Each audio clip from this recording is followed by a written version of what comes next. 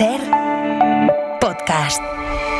Bienvenidos a Ser Podcast, bienvenidos a Ser Aventureros. Prepararos que nos vamos con Manu Marrasca en uno de los nuestros de viaje. Os va a alucinar, ¿eh?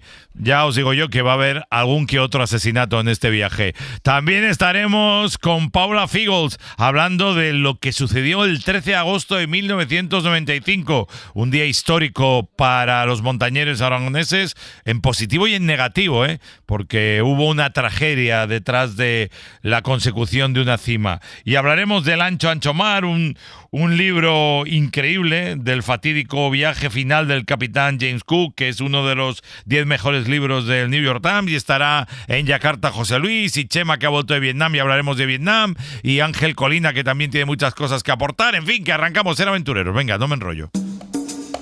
Comienza en la cadena Ser, Ser Aventureros. José Antonio Ponseti.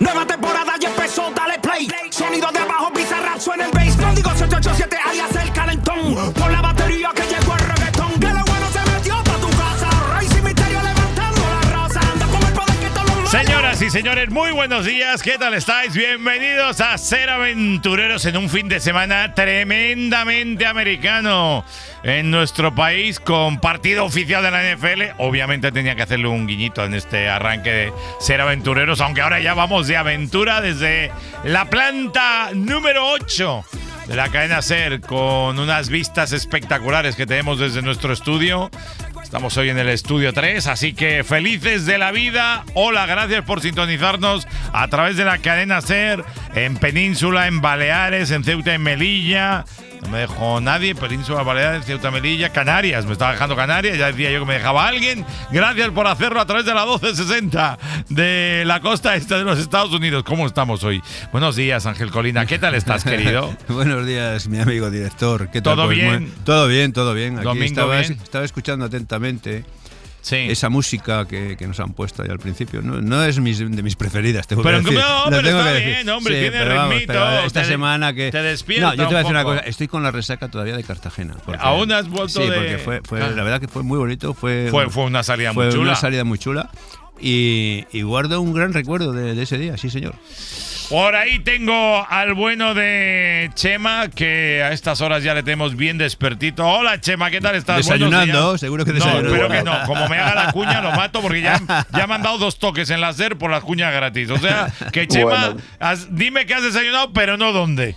Buenos días, buenos días. Pues sí, ya estoy en mi casita aquí en Vejer de la Frontera. Si vuestras vistas son buenas, pues imagínate las mías, que tengo desde aquí. Veo Vejer enfrente, al fondo veo el mar Atlántico y muy al fondo veo África. Así que todavía no he ido a desayunar no voy a decir a dónde he ido a desayunar, porque ya todo el mundo lo sabe. Y recién llegado de Vietnam y Camboya, así que luego cuando tenga mi sección pues ya os contaré cositas de este viaje por Vietnam y Camboya. Pues me parece espectacular. Tenemos en algún lugar, creo que es en Yakarta de Indonesia, al bueno de José Luis Angulo. Hola, José Luis, buenos días. Buenos días, señores. Yo hoy soy uno de los vuestros. Sí, sin ninguna duda, pero... Como siempre, ¿no? Sí, haciendo el Sí. símil a nuestra sección, que imagino que ahora en breve estará, y creo que sí me puede dar la entrevista de nuestro invitado. Muy pues bien. Sí, acabo de llegar a Indonesia, no os puedo contar mucho más. Hemos aterrizado en Yakarta, un vuelo largo, obviamente estamos en el otro lado del planeta y ¿Por dónde, bueno, ¿por pues dónde aquí has ido? tenemos... ¿Por dónde has volado? Porque habrás hecho escala. ¿Qué has hecho? ¿Singapur o qué has hecho? He volado con Turkish, así que ha sido, bueno, en este caso Valencia, por unas cuestiones internas de que tenía que salir de allí. Entonces Valencia-Estambul y luego ya Estambul-Yakarta directo. Valencia-Estambul, ¿en serio? Sí. Bueno, ¿por qué no? Sí, bueno, la verdad es que Turkish, extraño, macho, ¿no? es que vuela pero... desde un montón de lugares desde España, así que bueno, pues ya digo, una serie de compromisos que teníamos adquiridos, pues hemos salido de Valencia y bueno, aterrizado en Yakarta, hemos llegado ya de noche, sí que al aterrizar, pues mucha nube, o sea que bueno, la verdad es que el clima no puedo decir ahora mismo, de luego lloviendo, no está lloviendo, veremos a partir de mañana más o menos madrugamos y nos vamos a Sumatra, y a partir de ahí pues ya la semana que viene os puede contar cosas de Sumatra, de Flores. Es un viaje un poquito no tan preparado, así que iremos un poco sobre la marcha. Pero a ver si te vas a perder a estas alturas, José. Sí, a ver si la vas a liar yendo de aventura, que ya tienes una edad. Ya sabes que uno se puede perder aposta o no aposta en multitud de ocasiones. Eso es cierto. Así que si me pierdo, no me vengáis a buscar. Vale, no te iremos a buscar. Bueno, señoras y señores, vamos al lío, ¿no? Arrancamos como Dios manda, porque hoy tenemos sección de la buena. Venga.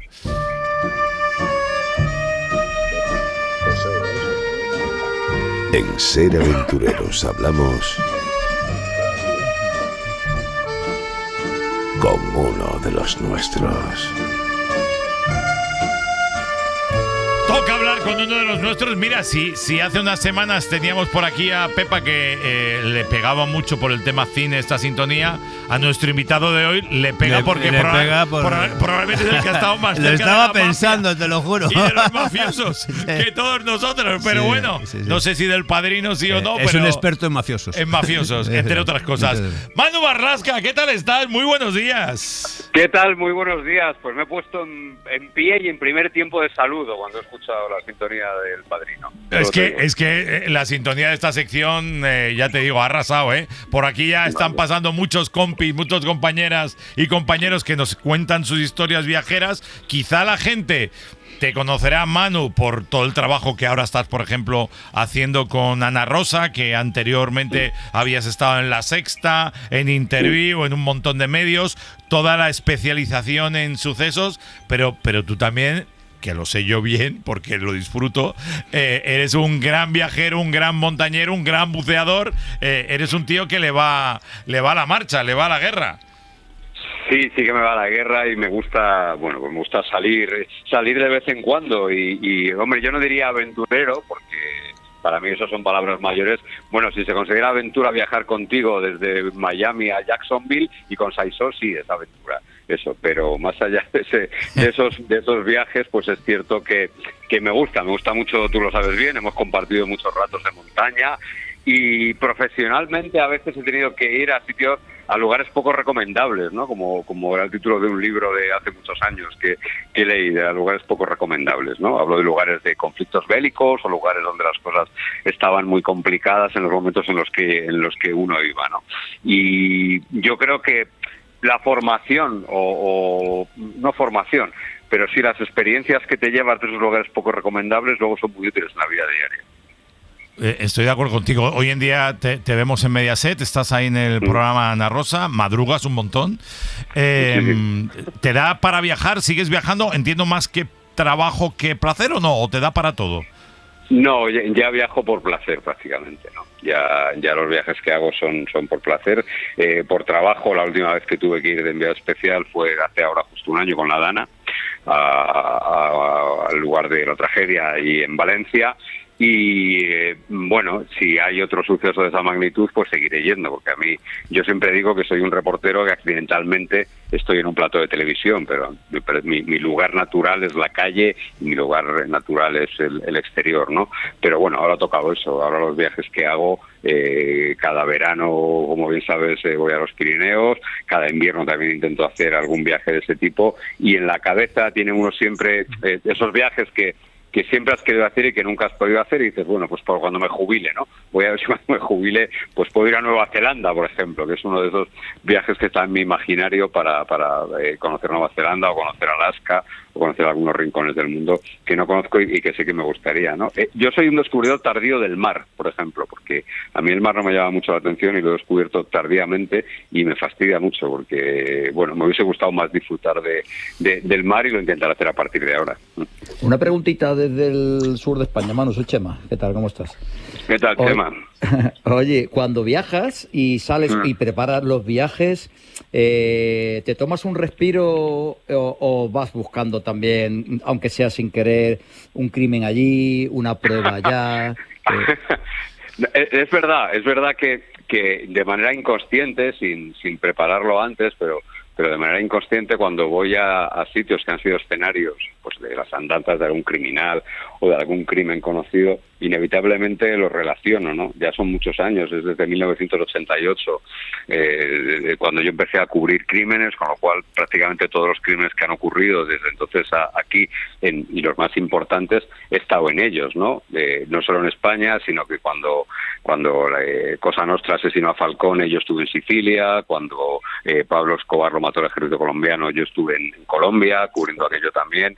Es decir, que es casi automático que me sale esa relación, ¿no? Cuando yo empezaba en esto de los sucesos, que cubría sobre todo sucesos en Madrid, pues al final acabé formando una guía en mi cabeza, una especie de callejero del crimen de los barrios de Madrid, ¿no? Y conocía los barrios por los crímenes. Ah, mira, el crimen de Sáenz de Baranda. Ah, mira, el crimen de Méndez Álvaro. qué buen rollo. Esta no me la sabía, Manu. Joder. Sí. Yo quería preguntarle a Manu... A ver, Yakarta primero y luego voy con Ángel. Venga, dale. José Sí, Luis. bueno, te quería preguntar, nos dices que en la medida de lo posible pues sigues haciendo, te gusta hacer viajes personales, sobre todo por lo que nos has contado de naturaleza, te gusta ir a Nueva Zelanda, Alaska y demás. ¿Cuál es tu escenario ideal, no de territorios, sino de compañías? ¿Te gusta viajar solo? ¿Te gusta viajar con amigos? Me gusta viajar con mi familia, sobre todo. Me gusta viajar con mi familia, ¿no? Al final, compartir esos momentos, esas experiencias con tu familia, creo que eso es lo que los cursis, sobre todo en Estados Unidos, llaman making memories, ¿no? Eso de crear recuerdos y pues es cierto, ¿no? Al final yo creo que cuando ya todos somos muy fugaces y llega una edad en la que uno ya se plantea esa fugacidad que tiene, ¿no? Pero bueno, quedan los recuerdos que los que han vivido contigo tengan de ti, ¿no? Y creo que hacer esos viajes con la familia pues crea esos recuerdos, ¿no? Que de alguna manera, pues yo, para que os hagáis una idea, yo de pequeño no viajé mucho porque mi padre tampoco, ni mi padre tenía muchas posibilidades, pero una de las cosas que guardo con más cariño de mi vida es un viaje que yo tenía 11 años, que cuando lo hice, que fue a Alemania, en 1978, cuando existía todavía el muro de Berlín, y mi padre me llevó a Colonia, a Bonn, a Berlín y a Múnich, ¿no? Y me acuerdo perfectamente del itinerario, de lo que visité. Bueno, pues es probablemente de los recuerdos más vívidos que tengo de mi padre, aunque han pasado 50 años de eso. Bueno, yo estoy viendo que Manu ha viajado mucho y tiene además viajes muy interesantes, ¿no? Además sucesos y historias muy interesantes. Yo te quería preguntar, en todos esos sucesos y asesinatos que has cubierto, ¿hay algún viaje en especial en esos sucesos que cubriste que recuerdes como especialmente complicado, es decir, desde tu trabajo, que fuera una auténtica aventura?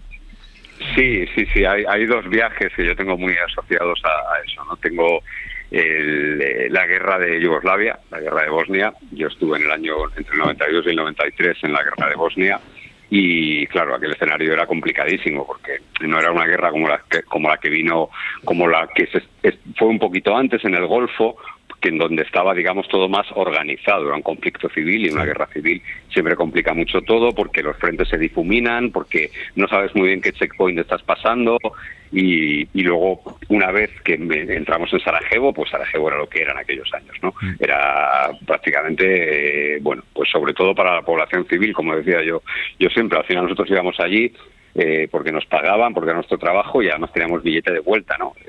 Pero era la gente que estaba allí y las 11.000 personas, los 11.000 civiles que murieron en Sarajevo durante los 1.400 días que duró el cerco, ¿no? Ese viaje fue complicado por las circunstancias, por una guerra civil.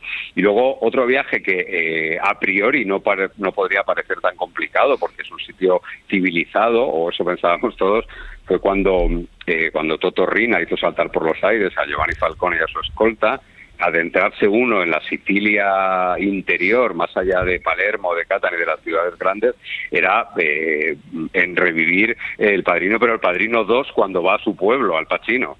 No El Padrino de Nueva York, sino cuando uno va al interior de Sicilia. En aquel momento, además, la mafia estaba intentando doblarle el pulso al Estado, y entonces meterse en esos lugares era complicado. Se me pareció mucho a otros viajes que hice, desgraciadamente, durante muchos años. Tuve que estar yendo y viniendo al País Vasco y al País Vasco francés en muchos años, y en los años más duros, en los primeros 90, en los hasta finales de los 90, adentrarse en determinados sitios en el País Vasco, en Euskadi, era francamente complicado. Muy complicado, sí. ¿no? Eras o madero, eras o un chacurra o un periodista. Claro. Oye, esta semana, por cierto, ahora que decías esto, Manu, no sé si viste la noticia de que están investigando la Fiscalía, creo que es en Milán, en Italia. En Milán, sí. Lo de los safaris estos que se organizaban. Esto me parece... mira, hay una novela, sé que eres buen lector, aparte de buen escritor, hay una novela de Víctor del Árbol que se llama El tipo de las fieras, que publicó Destino hace 2 años, creo, en donde él lleva a la ficción esas cacerías, ¿no? Claro, él había leído y había visto, hay un documental muy interesante de un director esloveno, lo podéis encontrar en internet, se llama Sarajevo Safari, donde se aportan testimonios que hablan de que efectivamente el ejército serbo-bosnio, es decir, el ejército que dirigía Radovan Karadzic y Milosevic, organizaban para turistas occidentales, sobre todo italianos, aunque también alguno venía de Rusia y de Estados Unidos y de Canadá, organizaban esos safaris humanos, ¿no? Donde tú pagabas entre 80.000 y 100.000 euros y tenías derecho a abatir una pieza humana durante el cerco de Sarajevo, ¿no? O sea, que no te ponían y te dejaban dispararle en esa famosa calle que era, ¿no? Que la era avenida de los francotiradores y te dejaban abatir a un ser humano. O sea, es que me parece que ya hemos perdido el norte. O sea, que la vida... esto es así, que bueno, que no sé, hay una investigación en marcha, yo no tengo ni idea de cómo se sustanciará, pero claro, habla de la falta de límites, ¿no? De que, bueno, ya no solo... me conoces muy bien, José, yo sería incapaz de tirarle, ya te iba a decir a un elefante, no, ni a un elefante, ni a nada, quiero decir, soy incapaz de acabar con un bicho, ¿no? Pero imagínate la falta de límites que uno tiene que tener para pagar 100.000 euros por abatir a un ser humano, ¿no? En un marco como ese, con un marco de sufrimiento de 1.400 días de cerco, con 11.000 víctimas civiles. Bueno, pues esa ocurrencia me ha traído a la memoria, me ha traído a la memoria todo esto cuando he leído la noticia, aquellos meses en Sarajevo, y es que no sé, yo prefiero que sea mentira. Sí, yo también, yo prefiero que sea mentira. Alguien quería preguntar, no sé si era Chema. Oye, Manu, yo te quería preguntar... José Luis, dime, por favor.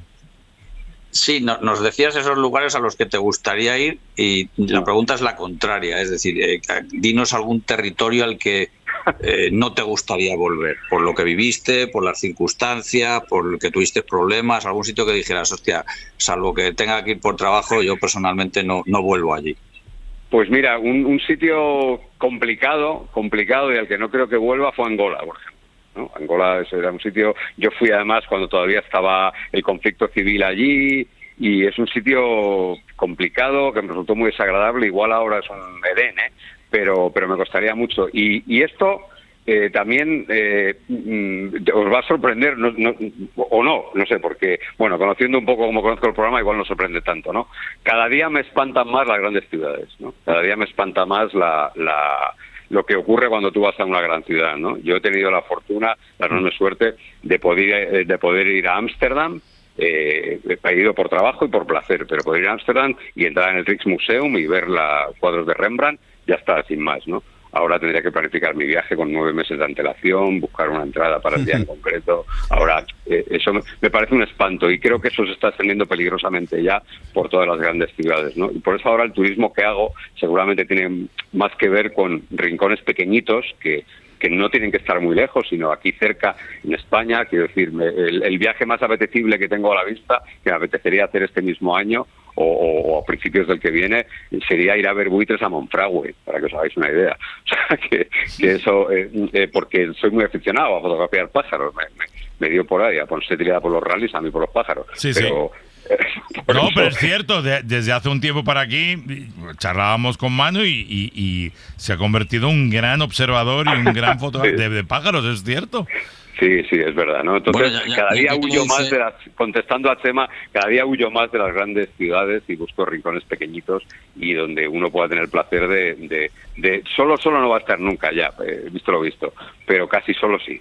Está claro que en este programa todos huimos de las grandes ciudades. Todos, aquí, salimos todos corriendo a la que podemos. Todos. Claro. Muy bien. Claro. Oye, un par más, salvo que alguien tenga otra, un par más rápido. Que vosotros digáis. No hay. Oye, el último crimen que te ha dejado boquiabierto, que has dicho, pero ¿qué ha sido esto? Bueno, pues que aquí ese tópico de que la realidad es para la ficción es que, joder, es que nos pasa todos los días, ¿no? A mí me fascina, de los últimos crímenes, me fascina el que ha ocurrido hace apenas 2 meses en una aldeína muy pequeñina de Asturias, donde supuestamente unos encapuchados entraron, reventaron la cabeza a golpes de un ganadero delante de su mujer y de su cuñada, creo que es, ¿no? Entonces es todo como extrañísimo en ese crimen. Yo creo que va a haber alguna sorpresa, pero es fascinante cómo en una aldea de apenas 50 habitantes se puede producir, cometer un homicidio, un asesinato de esas características, ¿no? Uno no para de sorprenderse nunca. Una de las mejores cosas que tiene ser reportero de sucesos es que la capacidad de asombro jamás se agota, ¿no? Y que uno, por retorcido que sea, tú sabes que yo escribo ficción, que publicaba una novela, voy a publicar el año que viene la segunda novela de la misma serie, digamos. Bueno, pues por retorcido por que favor, sea el título para que la gente se anime y que te lea la primera y te venga y te pille en la segunda. La primera se llama Tú bailas y yo disparo, que ya la tenéis en bolsillo, barata, bien, a seguir de precio. Y la segunda se llama Hasta que te quedes, que saldrá el año que viene, ¿no?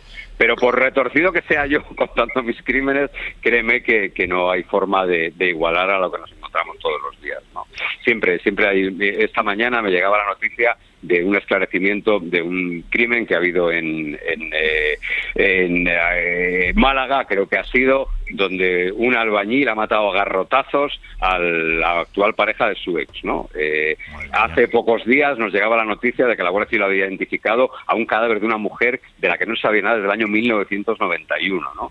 Y hace unos pocos días más nos enteramos de que la Policía Nacional estaba buscando en un antiguo pozo minero, en una antigua fosa minera, no pozo minero, los cadáveres de Maritrín y Suar Díaz y de su hijo de 13 meses, que en el año 1987 la pareja los tiró a ese pozo y nunca más se supo de ellos, ¿no? Y escucha, ¿y estos casos se resuelven o no? ¿O quedan...? Bueno, a ver, judicialmente no se resuelven porque son casos prescritos ya. La prescripción en España del asesinato dura 20 años y si tú no has iniciado una acción concreta contra alguien, se prescribe, pero al final, bueno, pues cuando son desaparecidos, el entregarle a una familia un cuerpo o decirle a una familia, oye, no podemos hacer nada, pero ha sido este señor el que mató a tu hermana, ¿no? Hubo un caso en Cataluña, en Tarragona, de una mujer que asesinó quien era su amante, porque él estaba casado, la asesinó, la enterró y la policía logró esclarecer el crimen, pero lo esclareció 30 años después.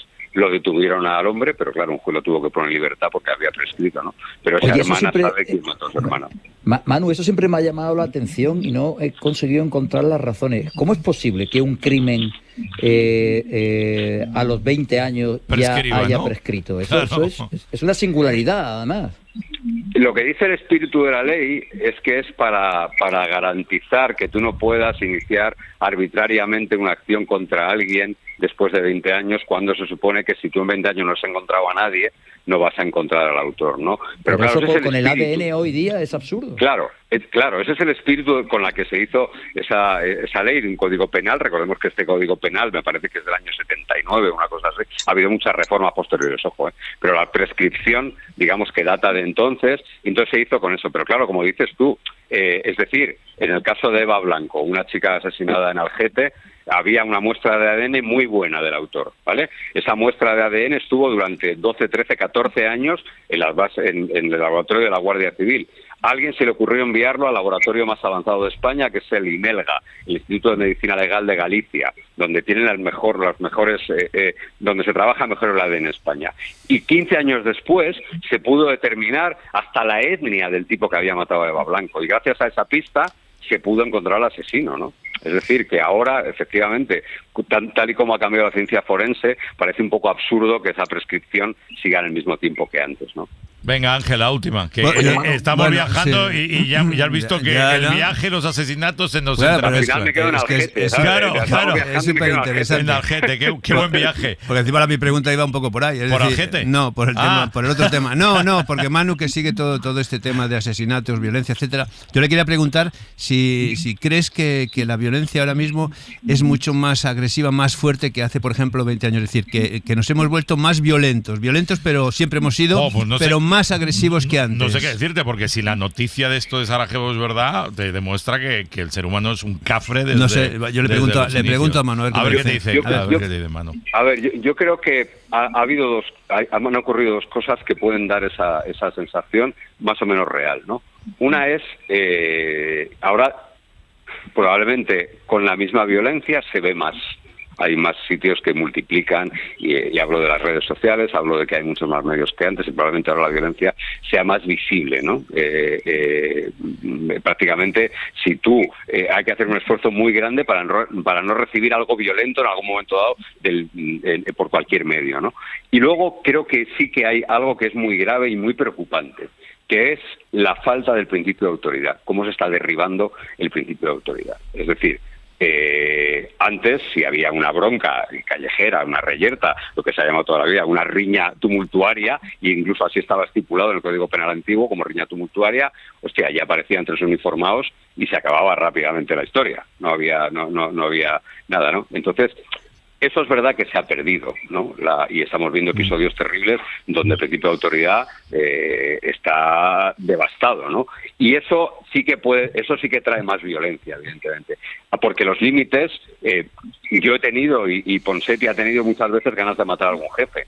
Tú tienes tus límites, claro. Y tú te pones tus límites. Incluso algún que te iba a decir, incluso algún colaborador también. Pero es cierto que tus límites pueden ser tu ética, tu religión o el Código Penal, claro. ¿vale? Entonces, si esos límites empiezan a caer, si se empieza a crear una sociedad donde todo es mucho más frívolo, donde no hay principio de autoridad, ojo, porque eso puede conducir a una sociedad efectivamente bastante más violenta, ¿no? Pero creo que también está el apunte que daba antes de la visibilidad.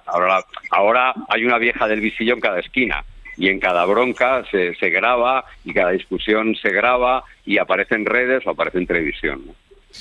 Querido Manu, tu próximo viaje, que te dejamos ya, que nos vamos.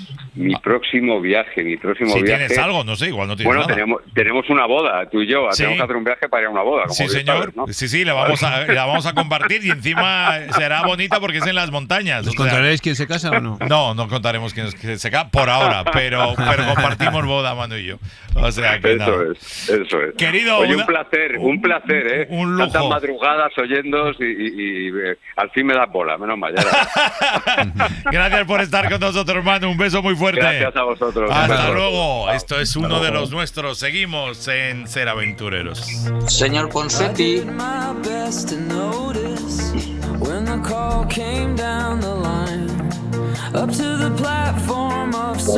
Oye, la voz del señor Ponseti, ¿qué te pasa? Que tengo que ir a publicidad. ¿Qué quieres? Yo me gustaría también, al igual que al despedir a Manu, que me despidieras a mí. Tengo que salir y hoy no puedo estar todo el programa con vosotros. Definitivamente. Sí, pues date por despedido, José Luis. No hay problema. Yo también te quiero. Oye, José, ¿cuándo te vemos? ¿En marzo ahora? Sí, no, la semana que viene le escuchamos otra vez, le vamos a llamar. Vuelvo, le vamos a volver a ver en marzo. Ya hasta marzo no le vemos. Hasta marzo no le vemos, tío. No adelantemos acontecimientos, que los oyentes tienen que seguir nuestro calendario día a día. Día a día, como hacía John Rambo. ¡Cuídate! Te escuchamos la próxima semana desde Indonesia. Prometo contaros cositas jugosas del archipiélago de Indonesia. Bueno, venga, chao. Pausa y seguimos. Ser Aventureros. Adiós, José Luis.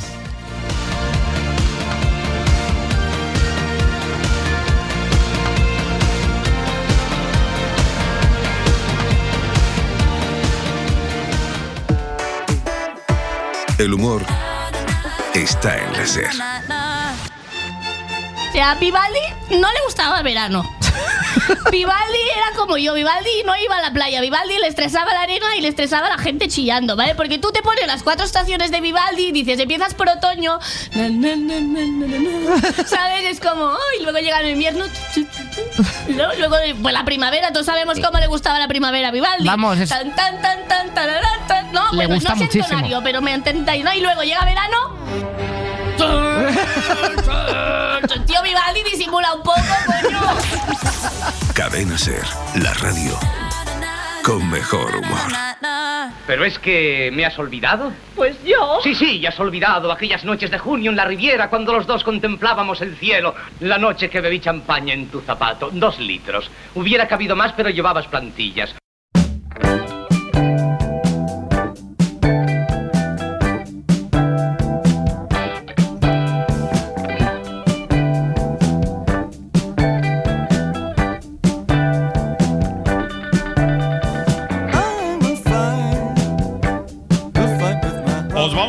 montaña, os vamos a llevar a un 13 de agosto y para hablaros precisamente de un éxito y una tragedia. Lo que dominó fue la tragedia, porque fue la tragedia aragonesa en el K2, porque ese 13 de agosto del 95, Javier Escartín, Lorenzo Ortiz y Javier Olivar perdieron la vida después de hacer cima. Subieron al K2, los 8.611 metros. Ya sabéis que el K2, después del Everest, es la segunda montaña más alta y más peligrosa, probablemente, seguramente, ¿no? La más peligrosa de todas, yo creo, Ángel.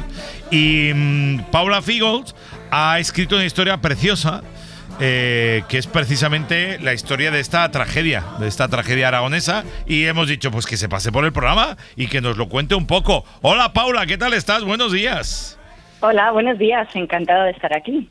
Nosotros encantados de que nos acompañes. Oye, ¿de dónde te surge la idea de contar esta historia? Porque al fin y al cabo es historia de la montaña en Aragón, pero es una historia de la que han pasado un montón de años. Sí, han pasado justo 30 años este verano y a mí me llegó la historia hace unos cuantos años en forma de propuesta. El editor de la editorial 12 Robles de Aragón me propuso escribir una novela sobre la tragedia aragonesa en el K2. Mi primera reacción fue, esto es un tema que impactó muchísimo en Aragón, yo no sé si voy a ser capaz de escribir esto, y además yo no soy experta, a mí me gusta mucho la montaña, pero yo no he hecho nunca una expedición al Himalaya, yo no sé cómo son estas grandes expediciones. Pero tras este recelo inicial, pues me fui metiendo en la historia, me fui documentando, fui leyendo y la historia del K2 es apasionante. Y bueno, pues ahí fui, me lancé a ello. Sobre todo porque, claro, tiene una cara amable y fue, yo recuerdo esa movida, la conquista de la cima, ¿no? Que había un montón de nombres, algunos que he tenido la suerte de conocer. Estaba Lorenzo Hortas, estaba Pepe Garcés, estaba Manuel Ansón, Manuel Avellanas. O sea, era un grupo muy potente de montañeros. Pero, sin embargo, ¿qué pasa en el descenso? ¿Cómo todo se tuerce? Sí, esta historia tiene las dos caras de la moneda, el éxito y la tragedia. Consiguieron hacer cima los tres montañeros que has mencionado al principio y otros tres extranjeros que iban con ellos. Pero todos los que hicieron cima murieron al poco tiempo. Se desató una tormenta de viento terrible, dicen que de rachas de viento de más de 150 kilómetros por hora, 8.600 metros, y debió de ser una muerte casi inmediata y tremenda, ¿no? A 8.000 metros se quedaron Lorenzo Hortas y Pepe Garcés, precisamente, y ellos consiguieron salvar la vida de milagro. Consiguieron bajar y consiguieron contarlo, y con Lorenzo Hortas en concreto pues he podido hablar mucho para preparar este libro.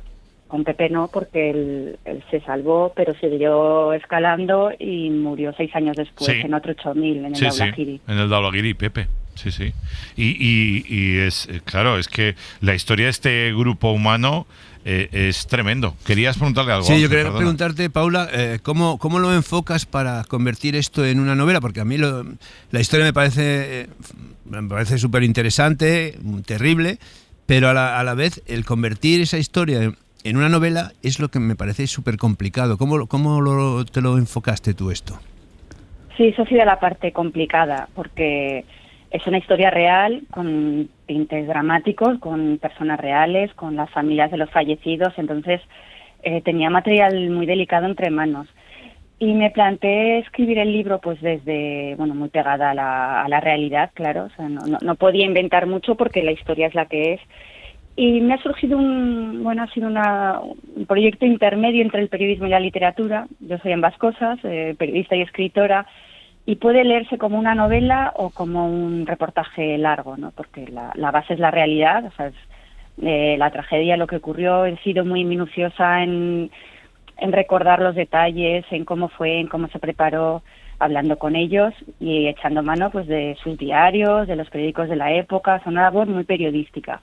Pero a la vez me he permitido contarlo con un estilo muy personal, muy literario, que incluso incluyó mi primera persona con mis dudas sobre qué les llevó a ellos a jugarse la vida allí, qué lleva a la gente a jugarse la vida en las montañas en general. Mis propias dudas de escritora también las plasmo en el libro, ¿no? Porque pues yo creo que hay que ser honesto desde el principio y tratar esta historia con mucho cuidado y con todas las dudas y matices y aristas que tiene. ¿Tuviste la oportunidad de hablar con sus familias? Sí, para mí eso era innegociable, ¿no? O sea, yo antes de empezar a escribir una palabra quería hablar con las familias de los 7 montañeros que participaron allí, los 3 que sobrevivieron, con la familia de Pepe que murió después y con los que fallecieron, ¿no? Y tenía que tener el compromiso de que los 7 estaban de acuerdo en que esto se hiciera, ¿no? Si no tiene sentido. Este libro también es un homenaje a ellos, es meterme en sus vidas, es pues ahí abrir una herida o reabrir que fue muy dolorosa. Entonces, pues gran parte de la documentación sobre todo, Paula, porque si no me equivoco, ellos siguen ahí, siguen en la montaña, ¿no? En el K2. Sí. Ellos te refieres a las víctimas. A las víctimas, sí, claro. Sí, los cuerpos nunca se pudieron recuperar. Entonces, pues bueno, eso fue muy doloroso para las familias y que yo les llame y que les diga 30 años después, mira, quiero escribir un libro sobre esto. Pues ha sido difícil, pero también ha sido para mí muy enriquecedor, porque la historia se ha... Decías que en el proceso te preguntabas cuál es la razón por la que alguien emprendía una aventura como esta sabiendo que podía jugarse la vida. ¿A qué conclusiones llegaste? Pues conclusiones claras a ninguna, ¿no? Porque es una respuesta que cada uno tiene muy íntima, muy personal.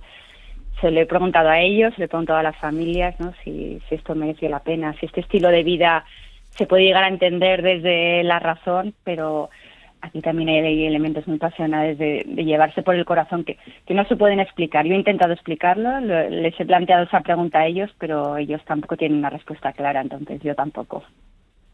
Qué bueno. Pues esta es la historia. 13 de agosto es el título. Paula Fígols es la autora con la que estamos hablando. Yo tengo la segunda edición. No sé si sigues en segunda edición o has ido a por más. Pues hace unos días me comentaba el editor que está a punto de acabarse la segunda y va camino de la tercera. Qué bien. Muy contenta. Y es un libro francamente recomendable. Es la historia de Aragón, de esta tragedia aragonesa en el K2. Una curiosidad, creo que por lo que ha comentado no, pero los cuerpos no han aparecido, ¿no? No, están ahí.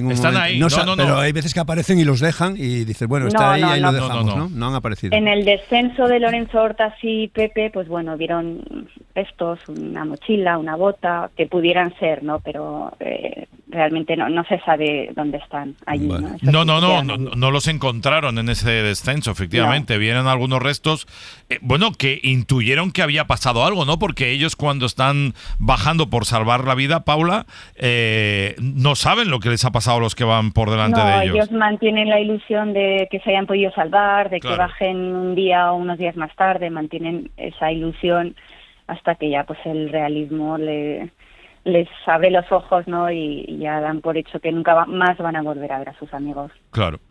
Paula, un abrazo enorme. Gracias por acompañarnos un ratito en Ser Aventureros. 13 de agosto de la editorial 12 Robles, como nos decía Paula Fígols, a punto de la tercera edición. Si queréis leer de montaña y leer una historia que marcó sin ninguna duda, yo creo que no solo Aragón, Aragón, lógicamente porque era donde eran todos estos chicos, pero el mundo himalayista quedó muy tocado con este accidente tan salvaje de ese 13 de agosto. Un abrazo muy fuerte, Paula. Muchas gracias, un abrazo. Cuídate, seguimos. Look at me, know what you see? See a bad mother. Paid the cost to be the boss. Paid the cost to be the boss. Look at me. Es un carnero de lapislázuli con patas de oro. Irónico que se apoye en el árbol de la vida, encontrándose en un lugar tan lóbrego. Los cadáveres tienen los brazos doblados sobre el pecho. Algunos de ellos llevan una copa junto a la boca. ¿Piensas lo mismo que yo, Leonard? Parecen sirvientes reales que siguieron una comitiva fúnebre para luego inmolarse junto a los restos del monarca. Ser Historia. Madrugada del sábado al domingo. Con Nacho Ares. Cadena Ser. Es usted abogado, ¿verdad? Ajá. Me han dicho que es un gran abogado. ¿Quién fue? Mis clientes no. Los últimos los ahorcaron este mes. No todo es mentira. Con Chema Rodríguez y todo su equipo. A Chema Rodríguez hay que recibirle como se merece, con un grito clásico del A ver, Chemita, que me vas a hablar de... ¿Que te ha gustado o no mi desparrame mental a estas horas de la mañana? Muy propio, y los oyentes lo agradecerán, los que se estuviesen despertando en ese momento. Claro, han pegado un brinco que no veas, están pegados en la lámpara del techo. Eso es. Yo cuando estoy aquí, mi mujer vive en Mairena del Aljarafe, en Sevilla, y yo hay veces que por la mañana le mando Good morning, Mairena. Es decir, que bueno, que viene a ser más... ¿Te das cuenta que los que nos escuchan dirán, siempre. A ver, Chema se casa, se va solo en viaje de novios, y él vive en un sitio y su mujer vive en otro? No, y luego de casarse, irse de viaje de novios solo, se va a otro viaje a Vietnam. Y se va a otro viaje. Madre mía, tío. Pero esa es la clave, del triunfo, del éxito amoroso. A ver, cuéntame, ¿por dónde nos llevas? Que tenías varias cositas que querías traernos de ese viaje tan alucinante en la zona de Vietnam. Pues os llevo por Vietnam precisamente y a contaros una anécdota que se convierte en categoría y que nos muestra una fotografía de lo que es Vietnam hoy el día. Estaba un día paseando por un pueblecito del norte de Vietnam, una zona rural, y de repente en un mercado vi como al final del mercado un grupo de hombres, algunos solos, con carteles, y otros con el que parecía ser su padre o su madre, pero gente ya, es decir, chavales a lo mejor de 20 y tantos años, otros de 30 y tantos, y con cartelitos. Pregunté qué ponían en los carteles, y resulta que eran hombres que se ofrecían como quien vende un coche para casarse. Es decir, y en los carteles lo que ponían eran las bondades de la familia.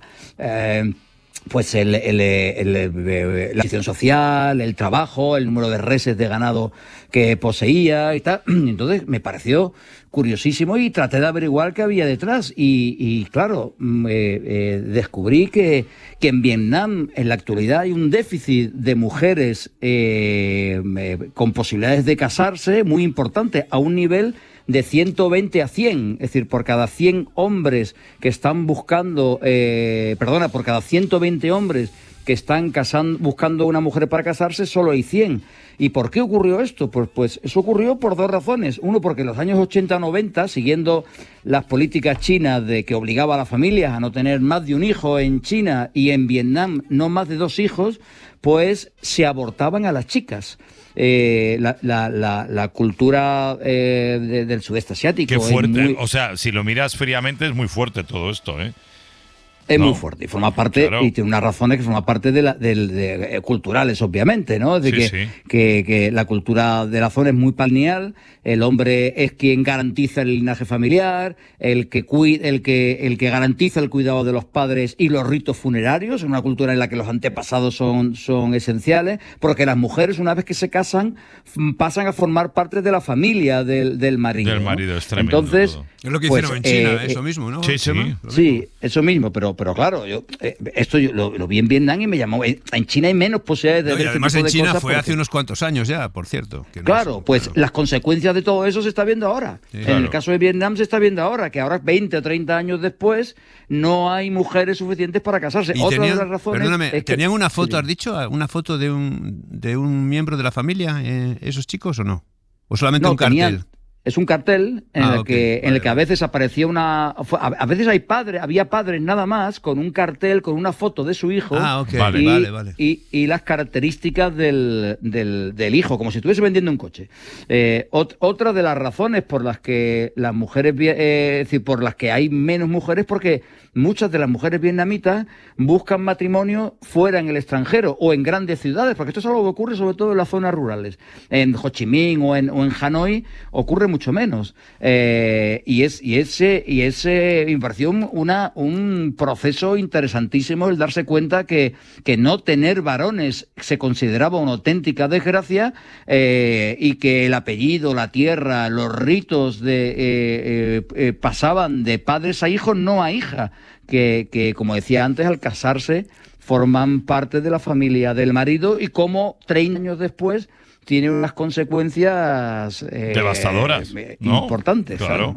Eso hoy día, ahora por ejemplo, en Vietnam se está produciendo un efecto contrario. Después de eso, Ahora hay niñas por todos lados, ¿no? ¿En dónde? Ahora hay niños y niñas. Vietnam es un país hiperpoblado y hay niños y niñas. El 40% de la población tienen menos de 18 años. Y encuentras niños, chavales. Es un país súper dinámico, muy interesante. Yo hacía 20 y tantos años que no iba por allá y realmente ha habido un cambio brutal en Vietnam, Camboya, Laos, toda esta zona del sudeste asiático. Muy bien. Así que ahí os lo dejo como pildorita. Una pregunta rapidita, que yo no sé si Chema ha tenido oportunidad de enterarse un poquito de esa movida, porque no era lo que conlleva su viaje. Es decir, hay un gran problema ahora mismo en Vietnam, en Camboya, en Laos, etcétera, con los antiguos bombardeos norteamericanos, de los restos de bombas que no han explotado, que no explotaron durante los bombardeos y que están causando muchas bajas todavía entre los agricultores, sobre todo, especialmente, pues en la agricultura en general, ¿no? El arroz, etcétera, y tienen un gran problema todavía con las bombas de la gravedad. No diría desminado, ¿no? Pero sigue siendo así. Cada año están muriendo cientos de personas. El año pasado en Camboya murieron, creo que hubo 100 y pico accidentes, 40 y tantas muertes y el resto perdieron partes. Ahora hay un conflicto entre Tailandia y Camboya por una auténtica gilipollez, he dicho así y claro, por unas tierras en el norte en las que hay una ermita. Entonces en juego está la ermita. Eso de cara al exterior. Si arañas, pues te enteras de que en realidad el conflicto tiene que ver con unas tierras, con un espacio marítimo en el que hay petróleo y gas y que ambos países se están jugando, pero sigue siendo es decir, siguen estando presentes las armas que dejaron los americanos enterradas, las bombas y las minas antipersonas en muchas zonas rurales siguen estando presentes. ¿Sí? Muy bien, pues lo dejamos aquí, que ese viajecito. Oye, gran trabajo, Chema, ¿eh? Por fin, muy bien, tío, muy bien. Trabajar un par de veces al año no viene mal. Ya, tampoco. Vamos con más historias en Ser Aventureros.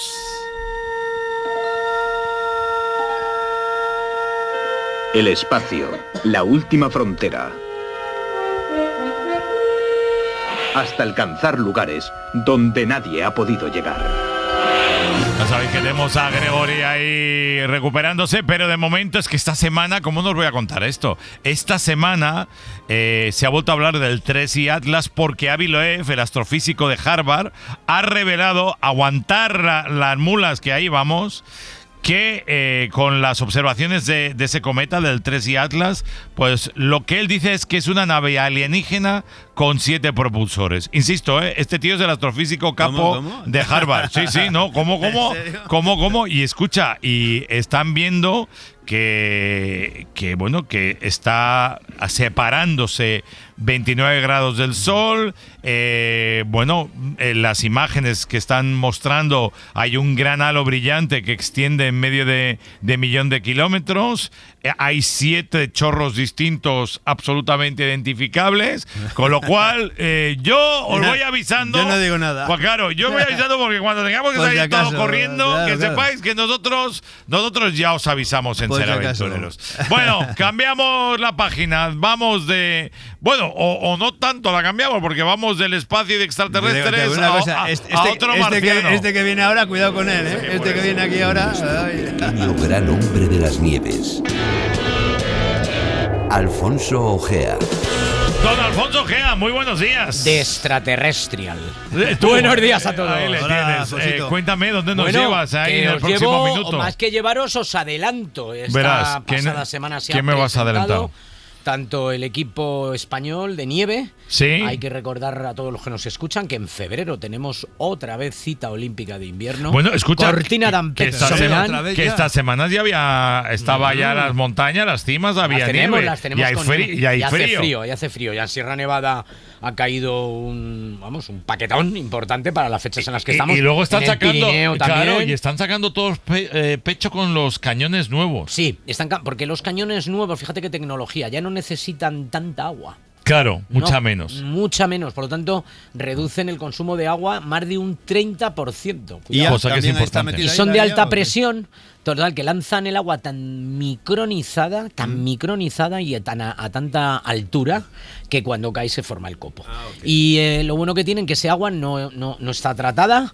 Es decir, que es otra vez recuperada en las balsas cuando comienza el deshielo y puede ser reutilizada en la próxima temporada. 65 millones de euros es lo que va a invertir el sector, lo dijo Atuden, la asociación de las estaciones de aquí. Hostia, en todo, dineral, en lo que va a ser esta nueva temporada que se presentó el pasado viernes en el único lugar que tiene nieve permanente en España, que es Sanadú, la pista de nieve cubierta que está muy cerca de Amaya. Ahora que hablas de Sanadú, esta semana he leído, para que flipes, igual no lo has visto, y te invito a los oyentes que lo busquen. Los australianos han inventado un tubo gigante, ¿sabes? Tipo hámster. Sí, y entonces puedes esquiar dentro del tubo, lo meten ahí en mitad de la montaña, tú te metes dentro del tubo igual que si fueras un hámster y vas bajando como si fuera un pipe, como si fuera un half pipe, pero en este caso no es half, es completo, ¿no? Dice que el más bestia que están preparando para el 27 lo tienen instalado en Australia, ahí en las montañas, y que puedes ir a esquiar. Pero bueno, yo no sé si esto es el futuro, tío, porque si el futuro es convertirte en un hámster humano. Es que lo hemos dicho ya muchas veces, y yo no quiero ser pesimista, porque los que me conocéis, soy un optimista furibundo, alguna vez es demasiado. Pero después de tantos años vinculado a la información en la actualidad de la nieve en este país y viendo cómo el cambio climático nos está afectando mucho más rápido de lo que estaba previsto, de lo que se pensaba hace 10 años, yo tengo serias dudas de que las estaciones de esquí españolas que no tengan una altitud superior a los 2.000 metros en 10-12 años vayan a tener nieve. Joder, pues casi nada. Pues ahí estamos, pendiente de la nieve. Ya veremos lo que sucede. Ya os digo que se han presentado los equipos de nieve con todos nuestros esquí. Es verdad que donde más oportunidades vamos a tener en Italia en los Juegos Olímpicos de Cortina d'Ampezzo va a ser en el snowboard cross. Vamos a ver también si en el hielo, a través de la Federación Española de Hielo, tenemos también algo que hacer, sobre todo en artístico, no por supuesto en hockey, que no estamos en el Mundial siquiera A, ni mucho menos, pero vamos a ver qué sucede, porque yo creo que en el snowboard vamos a tener oportunidades. Pues lo dejamos aquí, gracias. Fuerte abrazo, amigo. Hasta luego. Cuídate. Recta final de este Ser Aventureros, no nos queremos ir sin, ya que no está hoy José Luis, que está en Yakarta, como lo habéis escuchado, sin recomendaros un libro. Es El ancho mar, es el fatídico viaje final del capitán James Cook. Lo ha escrito Hampton Sites, es de los 10 mejores libros del New York Times, y todo arrancó ese 12 de julio de 1776, cuando Cook, ya estaba considerado como el mayor explorador de la historia británica, emprendió su tercer viaje a bordo del HMS Resolution. 2 años y medio después, en una playa de Hawái, es asesinado a golpes y apuñalado en un conflicto con la población indígena, pero hay que leer este libro para saber mucho más de lo que pasó en esa última gran aventura de ese fatídico viaje de James Cook. La portada es alucinante, es de Capitán Swing, la editorial, recomendable 100%. Muy bien. Señoras y señores, con la música de fondo nos vamos a ir despidiendo. La semana que viene más, ¿estás aquí o te vas de viaje? Estamos aquí. Estamos aquí la semana que viene. ¿No te vas a Cantabria todavía? Y Chema, ¿tú por dónde andarás la semana que viene? ¿De viaje o todavía tienes aquí un par de semanas? Yo me quedo por aquí, por mi casita vejeriega, durante bastante tiempo, espero. Sí, ¿no tienes otro viaje de estos de los que te engaña José Luis que te lleva a la guerra, no? No, me voy a Holanda dentro de un par de semanas, pero bueno, otra cosa, a ver a mi hijo que está allí estudiando. Vale, estudiando pero matemáticas. es de placer, no de curro. Sí, muy bien. Placer, yo la verdad es que no distingo, siempre lo hago todo por placer. Pues nada, que nos vamos, insisto, que lo dejamos aquí, que amenazamos con regresar la próxima semana. Ha sido un placer, como siempre, acompañaros. Gracias, Ángel, gracias, Abrazos. Chema, gracias a José Luis en Yakarta y en Yakarta, y gracias a Manu Marlasca y a Paula Figos, que han formado parte de este Ser Aventureros. Sed felices. Mi tormento, que eres tú. Para no perderte ningún episodio, síguenos en la aplicación o la web de la SER, Podium Podcast o tu plataforma de audio favorita.